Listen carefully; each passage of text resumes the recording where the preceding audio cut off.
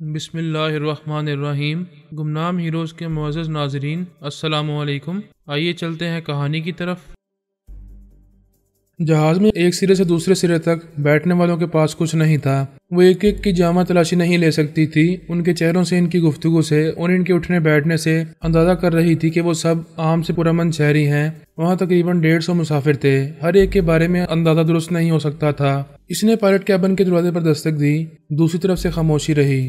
دوسری دستک پر دروازہ ذرا سا کھلا۔ ایک اسٹیورڈ نے جھانک کر پوچھا، یس میڈم۔ وہ بولی، جہاز کیسے اڑائے جاتے ہیں؟ میں اندر آ کر دیکھنا چاہتی ہوں۔ سوری میڈم، ابھی ہم پرواز کے سلسلے میں پریشان ہیں، پلیز آپ ڈسٹرب نہ کریں۔ آپ پریشان کیوں ہیں؟ کیا پرواز نارمل نہیں ہے؟ کیا کسی طرح کا خطرہ پیش آ سکتا ہے؟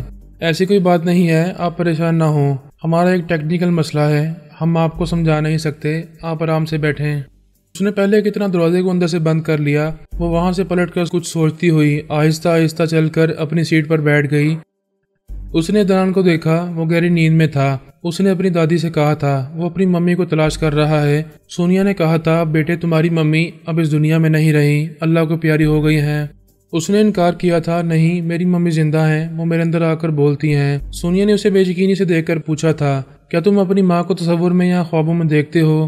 میں نے ان کی صورت نہیں دیکھی، مگر وہ میرے اندر بولتی ہیں، اور جو بولتی ہیں اس پر میں عمل کرتا رہتا ہوں۔ کیا تمہاری ممی کہتی ہیں کہ وہ زندہ ہیں؟ اگر زندہ ہیں تو تمہارے پاس کیوں نہیں آتی؟ وہ آئیں گی، انہوں نے کہا ہے، وہ ایک دن مجھ سے ضرور ملیں گی، اسی لیے میں ان کی تلاش میں بھٹک رہا ہوں۔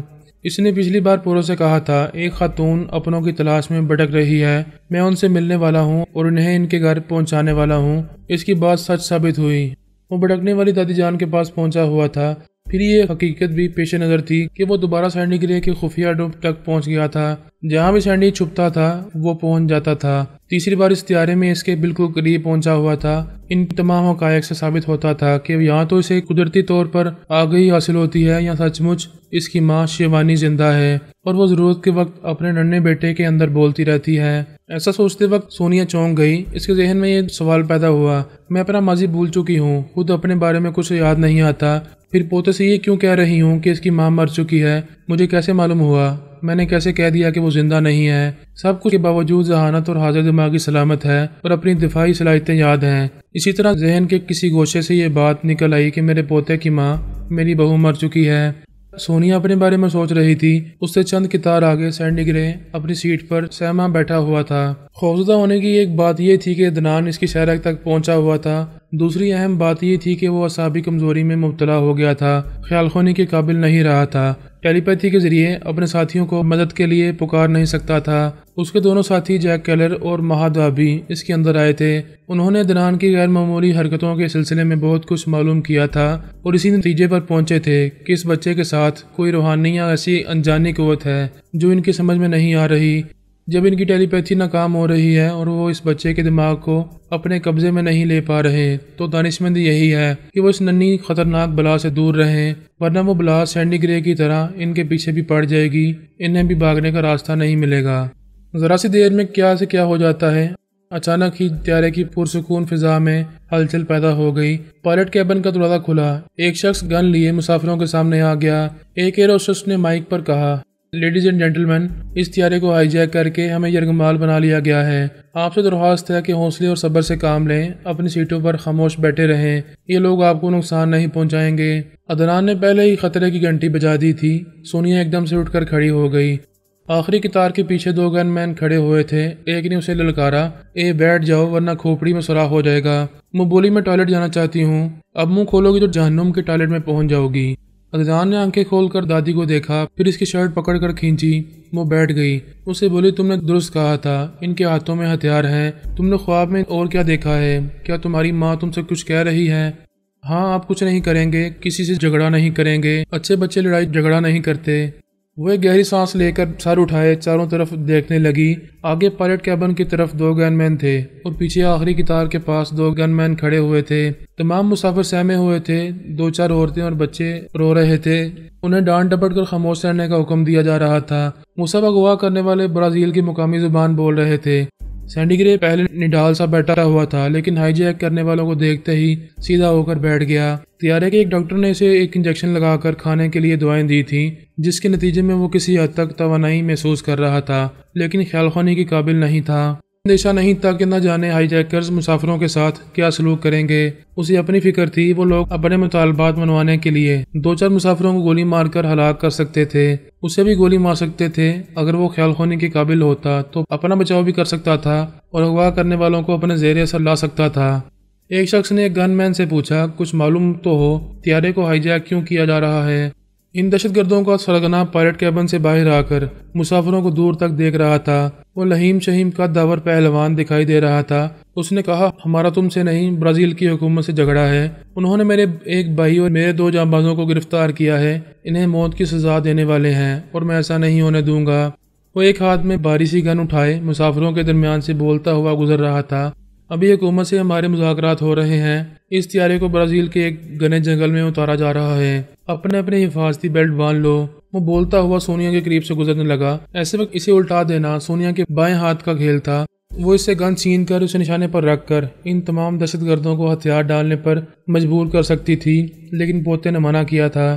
وہ جھک کر پوتے سے بولی، یہ بولتا ہوا گیا ہے، ابھی واپس یہیں سے گزرے گا، میں اسے لڑکا سکتی ہوں۔ وہ انکار میں سر ہلا کر بولا، نہیں، تم منع کیوں کر رہے ہو؟ کوئی خاص وجہ ہو تو بتاؤ، ورنہ میرے ہاتھوں میں کھجلی ہو رہی ہے۔ وہ بولا، پلیز گرینڈ مما، اس آدمی کی باتیں سنو۔ وہ آخری قطار تک جا کر وہاں سے واپس بولتا آ رہا تھا، یہاں کسی کے پاس ہتھیار ہے تو وہ ہمارے سامنے لا کر رکھ دے، ہم اسے نقصان نہیں پہنچائیں گے۔ اگر کوئی چالاکی دکھائے گا تو معلوم ہونا چاہیے کہ گورنر برازیل کا ایک 8 سالہ بیٹا اس جہاز میں ہمارے نشانے پر ہے، ہم اس بچے کو گولی مار دیں گے، پھر برازیل کی حکومت اس چالاکی دکھانے والے کو زندہ نہیں چھوڑے گی، لہذا کوئی ہیرو بننے کی کوشش نہ کرے۔ سونیا نے ایک گہری سانس لے کر عدنان کو دیکھا۔ اس کا پوتا طیارے میں بیٹھے ہوئے ایک بچے کی جان بچانے کے لیے دادی جان کو کسی ایکشن سے منع کر رہا تھا۔ وہ اس کے سر پر فخر سے ہاتھ پھیر کر بولی، یو آر ونڈرفل۔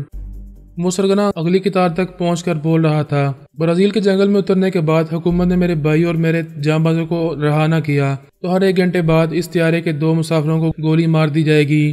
آخری مسافر تک گورنر کے بیٹے کو زندہ رکھا جائے گا تاکہ وہ آخر تک ہمارا مطالبہ پورا کر سکیں۔ اس کی باتوں سے صاف ظاہر تھا کہ وہ مطالبہ ماننے تک ایک مسافر کی شامت آتی رہے گی۔ یہ سن کر تمام مسافروں کو اپنی موت صاف دکھائی دے رہی تھی۔ سینڈی گرے بار بار خیال خوانے کی کوششیں کر رہا تھا اور ناکام ہو رہا تھا۔ وہ ٹیرر سپلائرز تنظیم کا سربراہ تھا، امریکہ کے شمال سے جنوب تک دہشت گردوں اور باغیوں کو اسلحہ سپلائی کیا کرتا تھا۔ برازیل کے دہشت گرد بھی اس سے اسلحہ خریدتے تھے۔ سینڈی گرے اس سرگنا کو بھی پہچان رہا تھا، اس کا نام کنگ بورگاٹا تھا۔ وہ اب تک لاکھوں ڈالرز کا اسلحہ سینڈی سے خرید چکا تھا، لیکن سینڈی کو چہرے سے نہیں پہچانتا تھا۔ اس کی وجہ یہ تھی کہ وہ صرف خیال خوانی کے ذریعے ایسے خطرناک لوگوں سے لین دین رکھتا تھا، کبھی ان کے روبرو نہیں آتا تھا۔ تمام جرائم پیشہ افراد اور ان کے سرگنا سینڈی گرے کو ایس جی کے مخفف نام سے جانتے تھے۔ اب وہ اس سرگنا کنگ بورگاٹا سے کہتا کہ وہ ٹیرر سپلائرز کا سربراہ ایس جی ہے تو کبھی یقین نہ کرتا۔ اس سے مطالبہ کرتا کہ وہ ہمیشہ کی طرح اس کے دماغ میں آ کر باتیں کرے، اور فی الوقت وہ اس کے قابل نہیں رہا تھا۔ اس نے کاغذ پر لکھا، ڈیئر کنگ بورگاٹا، میں ٹیرر سپلائرز کا سربراہ ایس جی ہوں، بیمار ہونے کا ثبوت بھی دوں گا اور ٹیلی پیتھی کے ذریعے حکومت سے تمہارا مطالبہ بھی منواؤں گا، تمہارے بھائی کو سزائے موت نہیں ہوگی۔ اس نے کاغذ کو طے کر کے کنگ بورگاٹا کی طرف ہاتھ لہرایا۔ اس نے اپنے ماتحت سے کہا، دیکھو وہ کیا کہتا ہے۔ ماتحت نے سینڈی کے پاس آ کر اس کا نشانہ لے کر پوچھا، ہاتھ کیوں ہلا رہے ہو؟ وہ طے کیا ہوا کاغذ اسے دیتے ہوئے بولا، اسے لے جاؤ اور اپنے باس کو دو۔ اس نے وہ کاغذ لے جا کر باس کو دیا۔ اس نے اسے کھول کر پڑھا، پھر تیزی سے چلتا ہوا سینڈی کے پاس آ کر اسے توجہ سے دیکھتے ہوئے بولا، کیا تم واقعی ایس جی ہو؟ وہ اس بات میں سر ہلا کر بولا، میں بہت بیمار ہوں، میری مدد کرو، میں تمہارے بہت کام آؤں گا۔ تم جب تک ٹیلی پیتھی کا مظاہرہ نہیں کرو گے میرے قیدی بن کر رہو گے، تمہیں طبی امداد ملتی رہے گی۔ جہاں اس جہاز کو اتارا جا رہا ہے وہاں ہمارا کیمپ لگا ہوا ہے، کھانا پینا اور طبی امداد سب کچھ ملے گا۔ تم جھوٹے نکلے تو گولی مار دی جائے گی۔ میں جلد ہی خیال خوانی کے ذریعے تم سے باتیں کروں گا، ابھی تم سے اور بہت کچھ کہنا چاہتا ہوں۔ ابھی کچھ نہیں سنوں گا، طیارے کو اتارا جا رہا ہے، بعد میں تم سے باتیں ہوں گی۔ وہ چلا گیا۔ اسپیکر کے ذریعے ایئر ہوسٹس کہہ رہی تھی کہ جہاز کو اتارا جا رہا ہے، تمام مسافر سیٹ بیلٹ باندھ لیں۔ سینڈی گرے اس وقت کنگ بورگاٹا سے کہنے والا تھا کہ وہ اتنے مسافروں کے ساتھ ایک خطرناک بچے کو بھی یرغمال بنا رہا ہے۔ اس کی دادی فرہاد علی تیمور کی بیوی سونیا ہے، اسے ان دادی پوتی سے ہوشیار رہنا چاہیے ورنہ شامت آ جائے گی۔ لیکن کنگ بورگاٹا نے اس کی یہ باتیں نہیں سنی تھیں۔ سینڈی کو اگرچہ بہت بڑا سہارا مل گیا تھا، اس کے باوجود یہ دھڑکا باقی تھا کہ دوسری بار کنگ بورگاٹا سے باتیں کرنے تک وہ دادی پوتا اس کی شامت لا سکتے ہیں۔ دنیا میں بہت سے گھنے جنگلات ہیں، ان میں برازیل کے جنگلات بھی بہت گھنے اور زہریلے حشرات الارض سے بھرے ہیں اور اتنے پیچیدہ ہیں کہ وہاں پہنچنے کے بعد کسی مقامی گائیڈ کے بغیر جنگل سے باہر آنا ممکن نہیں ہوتا۔ ان جنگلات کے ایک حصے سے ایک کشادہ پختہ سڑک گزرتی تھی۔ اس سڑک پر طیارے کو اتار لیا گیا۔ اس وقت دوپہر کے 2 بجے تھے، لیکن وہاں اتنے اونچے اور گھنے درخت تھے کہ سورج کی روشنی زمین تک نہیں پہنچتی تھی۔ پورے جنگل میں دن کے وقت نیم تاریکی رہتی تھی، رات کو اس قدر تاریکی ہوتی تھی کہ ہاتھ کو ہاتھ سجائی نہیں دیتا تھا۔ طیارے سے تمام مسافروں کو اترنے کا حکم دیا گیا۔ ایک لمبی مضبوط سیڑھی لگائی گئی تھی۔ وہ سب اپنا اپنا ہینڈ بیگ اور سفری بیگ لے کر اترنے لگے۔ باہر مشعلوں کی روشنی میں کچھ دور تک دکھائی دے رہا تھا، آگے دھند اور تاریکی تھی۔ تقریباً 2 درجن مسلح افراد دور دور تک دکھائی دے رہے تھے۔ وہ تمام مسافروں کو گن پوائنٹ پر وہاں سے لے جانے لگے۔ کچھ بتایا نہیں جا رہا تھا کہ انہیں کہاں لے جایا جا رہا ہے۔ راستہ ناہموار تھا، لمبی خاردار گھاس تھی۔ گھاس کے نیچے زمین کہیں خشک اور کہیں دلدلی تھی۔ سونیا نے عدنان کو اپنی پشت پر اسکول بیگ کی طرح لاد دیا تھا۔ تقریباً 6 کلومیٹر تک چلتے رہنے کے بعد تیز روشنی دکھائی دی۔ درختوں کے سائے میں کیمپ لگے ہوئے تھے۔ جنریٹر کے ذریعے بجلی کی روشنی پیدا کی گئی تھی۔ دور تک بڑے بڑے خیمے لگے ہوئے تھے۔ ہر خیمے میں 6 مسافروں کو رہنے کا حکم دیا گیا۔ سینڈی نے کنگ بورکا کو دیکھا، وہ بہت مصروف تھا۔ کبھی اپنے جانصاروں کو طرح طرح کے ضروری احکامات دے رہا تھا، کبھی فون پر برازیل کے اعلیٰ حکام سے باتیں کر رہا تھا۔ سینڈی اندر سے گھبرایا ہوا تھا۔ وہ کنگ بورکا کو جلد سے جلد عدنان اور سونیا کے خلاف آگاہ کرنا چاہتا تھا، لیکن موقع نہیں مل رہا تھا۔ وہ تھوڑی دیر سستانے کے لیے خیمے میں آیا۔ وہاں دادی پوتے کو دیکھ کر ٹھٹک گیا، واپس جانے لگا۔ سونیا نے کہا، کہاں جا رہے ہو؟ آؤ یہاں بیٹھو۔ وہ ناگواری سے بولا، میں تم دونوں کے سائے سے بھی دور رہوں گا، تم دونوں یہاں سے زندہ نہیں جاؤ گے۔ وہ بولی، اچھا، جہاز میں تو چوہے بنے ہوئے تھے، کیا دماغی توانائی بحال ہو گئی ہے؟ میں ٹیلی پیتھی کے بغیر بھی بہت کچھ کر سکتا ہوں۔ تمہیں معلوم ہونا چاہیے کہ میں ان دہشت گردوں کو ہتھیار سپلائی کرتا رہتا ہوں۔ ان کے باس کنگ بورگاٹا سے میری دوستی ہے۔ میں بھی جا کر اسے بتاؤں گا کہ تم دونوں صرف میرے لیے ہی نہیں، اس کے لیے بھی خطرناک ہو، اسے بھی کسی وقت نقصان پہنچا سکتے ہو۔ اسے معلوم ہوگا کہ تم دونوں کا تعلق فرحاد علی تیمور سے ہے، تم بیوی اور یہ پوتا ہے تو وہ تمہیں زندہ نہیں چھوڑے گا۔ وہ تیزی سے پلٹ کر چلا گیا۔ سونیا پریشان ہو کر سوچنے لگی، پھر عدنان سے بولی، تم نے میرے ہاتھ باندھ دیے ہیں، اگر میں نے اسے نہ روکا اور اسے ختم نہ کیا تو وہ کنگ بورگاٹا کو ہمارا جانی دشمن بنا دے گا، اسے روکنا چاہیے۔ پلیز مما، تمہیں پریشان نہیں ہونا چاہیے، وہ کسی سے کچھ نہیں بول سکے گا۔ بیٹے، وہ بھی بولنے گیا ہے؟ ہاں گیا ہے، تم جا کر دیکھ سکتی ہو، وہ بول نہیں سکے گا۔ اٹھ کر کھڑی ہو گئی، پھر بولی، سوری بیٹے، پانی سر سے اونچا ہو جائے گا تو پھر میں کچھ نہیں کر پاؤں گی۔ وہ خیمے سے باہر چلی گئی۔ عدنان اس کے پیچھے چلتا ہوا باہر آیا۔ دور ایک بڑے خیمے کی طرف دیکھنے لگا۔ وہ خیمہ کنگ بورگاٹا کے لیے مخصوص تھا۔ سینڈی گرے وہاں اندر جا کر ایک طرف کھڑا ہوا تھا۔ بورگاٹا فون پر باتیں کر رہا تھا۔ اس کے قریب 2 گن مین کھڑے ہوئے تھے۔ وہ کہہ رہا تھا، میں پہلے بھی کہہ چکا ہوں، کسی بھی شرط کے بغیر میرے بھائی اور میرے جانبازوں کو رہا کر دو۔ جب تک وہ رہائی پا کر میرے پاس نہیں آئیں گے، تب 15 منٹ تک میں ہر 1 گھنٹے بعد ایک مسافر کو گولی مار دوں گا۔ پہلا 1 گھنٹہ پورا ہونے والا ہے، 15 منٹ رہ گئے ہیں۔ 15 منٹ تک مطالبہ پورا نہ ہوا تو تم پہلے فائر کی آواز سنو گے۔ پھر وہ فون بند کرتے ہوئے غصے سے بڑبڑانے لگا، کتے کمینے، مطالبہ پورا کرنے میں دیر کر رہے ہیں۔ انہیں یقین ہوگا کہ وہ ہمیں ڈھونڈ کر چاروں طرف سے گھیر کر ہتھیار ڈالنے پر مجبور کر دیں گے۔ مجھے نادان سمجھ کر 12 گھنٹے کی مہلت مانگ رہے ہیں۔ تم جاؤ اور ایک مسافر کو میرے خیمے کے سامنے لاؤ، 15 منٹ بعد اسے گولی ماری جائے گی۔ ایک گن مین وہاں سے جانے لگا۔ بورگاٹا نے سینڈی کو دیکھ کر پوچھا، تمہیں میڈیکل ایڈ مل رہی ہے؟ وہ بولا، بھی میں ڈاکٹر کے پاس جاؤں گا، اس سے پہلے ضروری بات کرنا چاہتا ہوں۔ وہ سخت لہجے میں بولا، میرے لیے سب سے ضروری بات یہ ہے کہ تمہیں دماغی توانائی ملے اور تم خیال خوانی کرو، میرے کام آؤ۔ تم ٹیلی پیتھی کے ذریعے برازیل کے حکمرانوں کو میرے آگے جھکا سکو گے۔ جاؤ ڈاکٹر سے توانائی کی دوائیں لو۔ میں بھی جاتا ہوں، مگر آپ میری ضروری باتیں سن لیں، نہیں تو آپ کو نقصان ہوگا۔ تم بڑی دیر سے ضروری باتوں کی رٹ لگا رہے ہو، آخر کیا بات ہے، بولو۔ بات یہ ہے کہ وہ اچانک ہنسنے لگا۔ بورگاٹا نے ڈانٹ کر پوچھا، ہنس کیوں رہے ہو؟ اس نے پریشان ہو کر سوچا، یہ مجھے کیا ہو گیا تھا، میں اچانک کیوں ہنسنے لگا؟ وہ بولا، وہ پتہ نہیں مجھے کیا ہو گیا تھا، بہرحال میں یہ کہہ رہا تھا کہ میں کتوں کی طرح بھونک سکتا ہوں۔ وہ کتے کی آواز نکال کر بھونکنے لگا، اندر ہی اندر گھبرانے لگا کہ ایسا کیوں کر رہا ہے، کیا اس کے دماغ میں کوئی گھسا ہوا ہے، اسے ہنسنے پھر بھونکنے پر مجبور کر رہا ہے۔ وہ بورگاٹا سے یہ کہنا چاہتا تھا، اسی وقت اس کے اندر زلزلہ سا پیدا ہوا۔ وہ چیخیں مارتا ہوا اچھل کر زمین پر گر کر تڑپنے لگا۔ بورگاٹا اٹھ کر کھڑا ہو گیا، اپنے ماتایا سے بولا، دیکھو اسے کیا ہو رہا ہے، یہ جہاز سے بکواس کرتا آ رہا ہے، ابھی بھونکتے بھونکتے اسے کیا ہو رہا ہے۔ وہ گن مین اس سے پوچھ رہا تھا کہ اسے کیا ہو رہا ہے، لیکن اس کا دماغ پھوڑے کی طرح دکھ رہا تھا۔ آنکھوں کے سامنے اندھیرا چھا گیا تھا، وہ کچھ بولنے اور اپنا دکھڑا سنانے کے قابل نہیں رہا تھا۔ سونیا خیمے کے باہر کھڑی دیکھ رہی تھی اور مسکرا رہی تھی۔ اس کے پوتے نے درست کہا تھا کہ سینڈی ان کے خلاف کچھ نہیں بول سکے گا۔ وہ ننھا فرشتہ کبھی غلط پیش گوئی نہیں کرتا تھا۔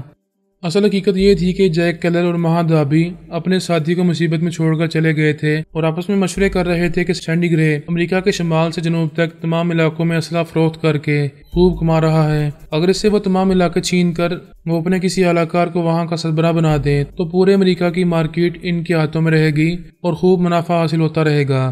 یہ فیصلہ کرنے کے بعد وہ خیال خونی کے ذریعے اس کے تمام علاقوں میں پہنچ کر وہاں کے کاروباری حالات اور منافع کی شرح معلوم کر رہے تھے۔ جب وہ سینڈی کے دماغ میں آئے تو پتہ چلا کہ وہ کنگ بورگاٹا جہاز کے تمام مسافروں کو اغوا کر کے جنگل میں لے آیا ہے۔ انہوں نے بورگاٹا کے اندر پہنچ کر اس کے چور خیالات سے معلوم کیا کہ سینڈی سے وہ کس طرح اسلحہ خریدتا ہے اور وہ دونوں رابطے کے لیے کون سے کوڈ ورڈز استعمال کرتے ہیں۔ مکمل معلومات حاصل کرنے کے بعد انہوں نے سینڈی کو اس عذاب میں مبتلا کر دیا۔ دوسری طرف پورس کا ماتحت ٹیلی پیتھی جاننے والا عبداللہ وقفے سے عدنان کے اندر آتا رہا۔ اس نے پورس کو بتایا سر اس طیارے کو اغوا کیا گیا ہے، میڈم اغوا کرنے والوں سے نمٹنا چاہتی ہیں لیکن عدنان بابا انہیں روک رہے ہیں۔ پورس نے کہا جب مما عدنان کی بات مان رہی ہیں تو تم بھی انتظار کرو اور دیکھو کہ کیا ہونے والا ہے۔ جب سینڈی نے سونیا کو چیلنج کیا اور بورگاٹا کو ان کے خلاف بھڑکانے گیا تو پورس نے کہا اسے مخالفت میں بولنے نہ دو۔ عبداللہ اس کے دماغ میں پہنچ کر اسے بولنے سے روکنا چاہتا تھا۔ ایسے ہی وقت وہ بے اختیار ہنسنے پھر کتے کی طرح بھونکنے لگا۔ عبداللہ نے سمجھ لیا کہ اس کے اندر کوئی اس کا دشمن ٹیلی پیتھی جاننے والا موجود ہے۔ وہ چپ چاپ تماشا دیکھنے لگا۔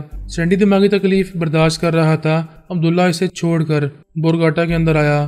وہاں جیک کیلر اس سے کہہ رہا تھا میں سینڈی گرے عرف ایس جی ہوں، تمہارے کوڈ ورڈز ہیں برازیل فٹ بال کا عالمی چیمپئن ہے اور ہمارے کوڈ ورڈز ہیں ہم فٹ بال میں بھی بارود بھر کر کاروبار جاری رکھ سکتے ہیں۔ کنگ بورگاٹا نے کہا بے شک یہی کوڈ ورڈز ہے، تم سچے ہو، یہ بہروپیہ ہے۔ برازیل کے گورنر کو دھمکی دیے ہوئے 1 گھنٹہ گزر چکا تھا۔ اس بہروپیے کو باہر لے جا کر گولی مار دو، یہ کتا بھونک رہا تھا، مجھے دھوکہ دے رہا تھا۔ سینڈی نے گڑگڑاتے ہوئے کہا میرا یقین کرو میں ایس جی ہوں بورگاٹا، تمہیں میرے خلاف کوئی بہکا رہا ہے۔ جیک کلر نے اس کے اندر آ کر کہا تمہارے چیخنے چلانے کا کوئی اثر نہیں ہوگا، میں سینڈی گرے بن کر اسے قائل کر چکا ہوں، اب باہر جاؤ اور گولی کھاؤ، پورے امریکہ کی مارکیٹ اب ہمارے ہاتھوں میں رہے گی۔ وہ عاجزی سے بولا جیک کلر تم پوری مارکیٹ اور میری تمام دولت لے لو مگر ایسی جان لیوا سازش نہ کرو۔ ان کی باتوں سے عبداللہ کو معلوم ہوا کہ سینڈی سے دشمنی کرنے والے اس کے اپنے ٹیلی پیتھی جاننے والے ساتھی جیک کیلر اور مہادابی ہیں۔ 2 گن مین سینڈی کو پکڑ کر گھسیٹتے ہوئے خیمے کے باہر لے گئے۔ وہاں سونیا کے ساتھ عدنان کھڑا ہوا تھا۔ کنگ بورگاٹا نے باہر آ کر تمام مسافروں کو مخاطب کرتے ہوئے کہا میرا مطالبہ اب تک تسلیم نہیں کیا گیا ہے اور 1 گھنٹہ گزر چکا ہے، میں اپنی دھمکی کے مطابق پہلے مسافر کو گولی مار رہا ہوں۔ یہ کہہ کر اس نے اپنی گن سے سینڈی کا نشانہ لیا۔ سینڈی نے آخری بار عدنان کی طرف دیکھا پھر کہا تو نے پیچھا کرتے کرتے آخر میری جان لے ہی لی۔ ٹھیں کی آواز کے ساتھ ایک گولی اس کے سینے میں آ کر لگی، وہ زمین پر گر کر ہمیشہ کے لیے ساکت ہو گیا۔ کنگ بورگاٹا نے فون کے ذریعے برازیل کے گورنر کو مخاطب کیا تھا، پھر کہا تھا لو پہلی فائرنگ کی آواز سنو۔ اس نے گورنر کو آواز سناتے ہوئے سینڈی کو گولی ماری تھی، پھر کہا تھا اب میں 40 منٹ کے بعد فون کروں گا، تم نے مطالبہ تسلیم نہ کیا تو دوسرے مسافر کی جان جائے گی، تمہارے بیٹے کو آخر میں گولی ماری جائے گی۔ وہ فون بند کر کے خیمے میں آ کر ایک کرسی پر بیٹھ گیا۔ اس کے آگے ایک میز پر شراب کی بوتل اور گلاس کے ساتھ بنا ہوا گوشت لا کر رکھا گیا۔ عبداللہ اس کے دماغ میں تھا۔ جیک کیلر کہہ رہا تھا بورگاٹا تم گدھے ہو۔ وہ غصے سے بولا یہ کیا بکواس کر رہے ہو، ایک گدھے سے بھی گئے گزرے ہو، تم نے جسے گولی ماری وہی دراصل تمہارا اسلحہ سپلائر سینڈی گرے عرف ایس جی تھا۔